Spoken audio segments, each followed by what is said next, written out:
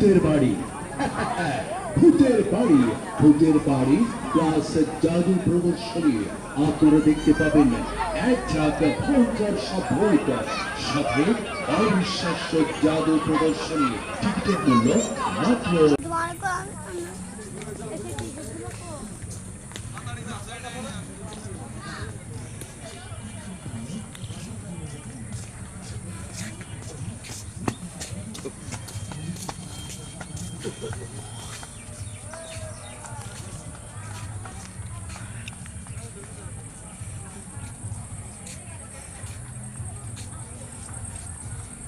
কিন্তু অ্যাকাউন্টে পর্যাপ্ত পরিমাণ টাকা পয়সা ঢুকে গেছে, বেশি লাগে না।